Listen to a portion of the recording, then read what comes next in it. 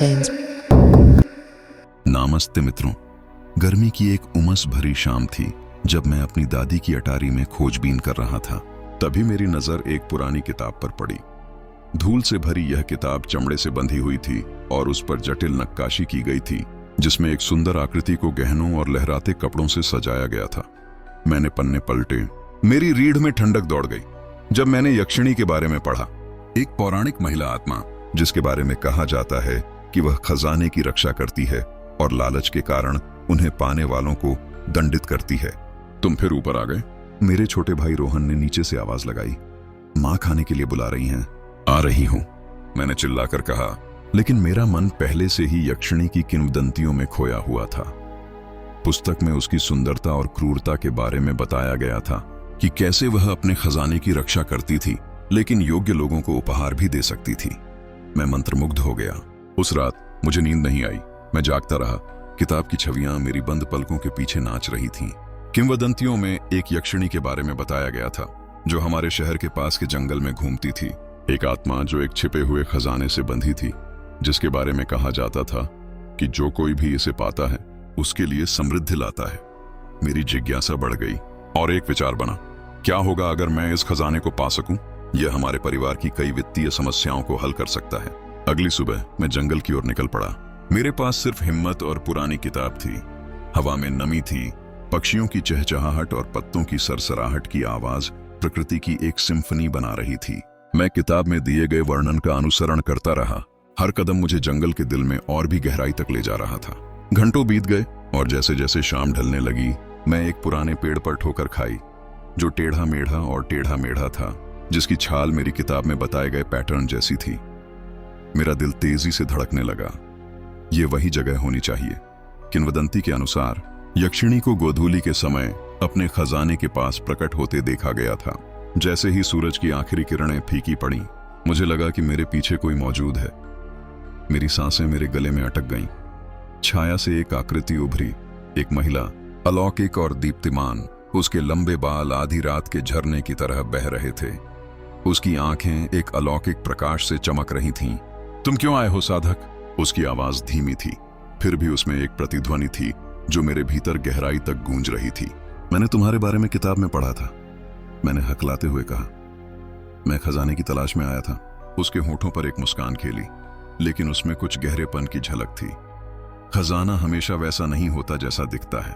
बच्चे, तुम सच में क्या चाहते हो? मैं झिझक रहा था। उसकी नजर का भार मुझ पर पड़ रहा था। मैं अपने परिवार की मदद करना चाहता हूं। हम संघर्ष कर रहे हैं। यक्षिणी ने मुझे बहुत देर तक देखा और मैं महसूस कर सकता था कि वह मेरे दिल और मेरे इरादों का आकलन कर रही है। कई लोगों ने स्वार्थी कारणों से मेरे खजाने की तलाश की है, लेकिन बहुत कम लोग इसके असली मूल्य को समझ पाए हैं। यदि आप इसे पाना चाहते हैं तो आपको खुद को इसके योग्य साबित करना होगा। यक्षिणी ने अपना हाथ आगे बढ़ाया और मुझे लगा कि मेरे अंदर एक ऊर्जा का संचार हो रहा है। तुम्हें 3 परीक्षाओं का सामना करना पड़ेगा। हर परीक्षा तुम्हारे दिल और तुम्हारे संकल्प की परीक्षा लेगी। सफल हो गए तो खजाना तुम्हारा हो जाएगा, असफल हो गए तो तुम कहीं ज्यादा कीमती चीज खो दोगे। पहली परीक्षा साहस की थी। मुझे एक खुले स्थान पर ले जाया गया जहां छायाएं नाच रही थीं और फुसफुसाहटें हवा में भरी हुई थीं। मेरे डर काले आकृतियों के रूप में प्रकट हुए, ताना मारते और डराते हुए। लेकिन मैं अपनी जगह पर डटा रहा। मेरा दिल तेजी से धड़क रहा था जब तक कि छायाएं दूर नहीं हो गईं और मेरी असली ताकत सामने नहीं आ गई। दूसरी परीक्षा करुणा की थी। एक घायल जानवर मेरे सामने पड़ा था। उसकी कराह खामोशी को चीर रही थी। मुझे अपनी खोज और मेरे सामने मौजूद जीवन के बीच चुनाव करना था। मैंने उस जानवर की देखभाल की और यक्षिणी की स्वीकृति प्राप्त की, क्योंकि वह इतनी गर्मजोशी से मुस्कुराई कि मेरे पहले के डर दूर हो गए। अंतिम परीक्षा सबसे कठिन थी। मुझे सोने और जवाहरात से भरे एक कक्ष में ले जाया गया जो मेरे सबसे अजीब सपनों से भी परे था। यक्षिणी मेरे सामने खड़ी थी। उसकी अभिव्यक्ति गंभीर थी। बुद्धिमानी से चुने, केवल वही लें जो आपको अपने परिवार की मदद करने के लिए चाहिए। प्रलोभन बहुत भारी था, लेकिन मुझे अपनी यात्रा याद थी। मैंने जो परीक्षाएं झेली थीं, जो सबक सीखे थे। मैंने एक छोटी थैली ली, बस इतना कि हमारा बोझ हल्का हो जाए, और बाकी को पीछे छोड़ दिया। ये काफी है। यक्षिणी ने सिर हिलाया। उसकी आंखों में गर्व की चमक थी। तुमने अपने कर्मों से नहीं, बल्कि अपने हृदय की पवित्रता से परीक्षाएं पास की हैं। तुमने लालच के कारण नहीं, बल्कि प्रेम के कारण खजाने की तलाश की थी। इस कारण से मैं तुम्हें एक उपहार देती हूँ। जैसे ही उसने अपना हाथ हिलाया, हमारे आसपास के खजाने चमक उठे और गायब हो गए। उनकी जगह एक सुनहरा सिक्का आ गया जो गर्मी बिखेर रहा था। इसका बुद्धिमानी से उपयोग करें, क्योंकि यह सिर्फ धन नहीं है, बल्कि आपकी यात्रा का प्रतीक है। जब मैं घर वापस आया तो मुझे लगा कि सिक्का मेरी जेब में भारी है। उसके वजन की वजह से नहीं, बल्कि उस पर जो जिम्मेदारी थी उसकी वजह से। मैंने रोहन को अपनी कहानी बताई, जिसने मेरी हर बात पर विश्वास करते हुए आंखें फाड़कर मेरी बात सुनी। जब हम अपने परिवार के सामने खड़े थे तो मुझे उम्मीद की एक नई किरण महसूस हुई। सिक्का मदद करेगा, लेकिन मैंने जो सबक सीखा है वह जीवन भर याद रहेगा।